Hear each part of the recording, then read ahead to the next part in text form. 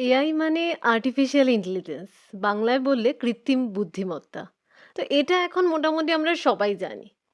কিন্তু আমরা এটা কি জানি উঠতে বসতে প্রত্যেক দিন আমরা পুরো এআই এর সঙ্গে ওষ্ঠে পৃষ্ঠে জড়িয়ে আছি। যেমন আপনার কাছে যে ফোনটা আছে সেটা ফেস আনলক হয়। ওটা কিন্তু এআই। আবার আমাদের ফোনের ক্যামেরাতে যে পোর্ট্রেট মোড আছে বা ফিল্টার যেগুলো ইউজ করি সবই এআই।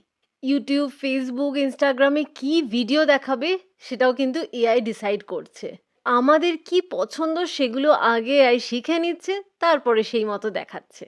আবার অনলাইন কেনাকাটার ক্ষেত্রেও Amazon এ একটা জিনিস নিয়ে যদি আমি সার্চ করি, হয়তো কোনো ব্যাগ, ব্যাস ওই একই ধরনের ব্যাগ বা আরো অনেক ব্যাগ আমাকে দেখাতে থাকবে প্রোডাক্ট হিসেবে।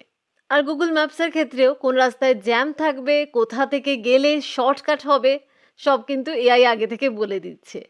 আজকাল হসপিটালেও ঢুকে গেছে এআই।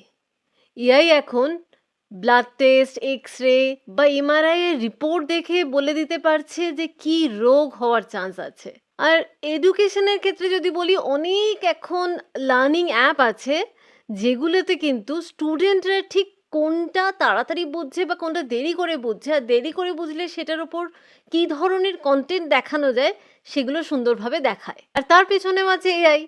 আমরা অনেক সময় কোনো ওয়েবসাইটে হেল্প বা চ্যাট নাও বলে অপশানে ক্লিক করে ওই ওয়েবসাইটের কোনো ব্যাপার নিয়ে জিজ্ঞাসাবাদ করি বা কোনো প্রবলেম হলে কথা বলি। এই যে মেসেজ আদান-প্রদানটা হচ্ছে জাস্ট ওখানে, এটার পেছনেও আছে কিন্তু এআই। এটাকে বলে চ্যাটবট। তবে এত ভালোর মধ্যেও খারাপও তো অনেক কিছুই আছে। তাই জন্য সাবধানতা অবলম্বন করাটা কিন্তু জরুরি। আর সেই জন্যই খারাপ জিনিসগুলো একটু বুঝে নেওয়ার জন্য, সাবধানতার ব্যাপারটাও একটু ক্লিয়ার করার জন্য সাবস্ক্রাইব করো আমার চ্যানেল আর দেখতে থাকো আমার ভিডিওগুলো।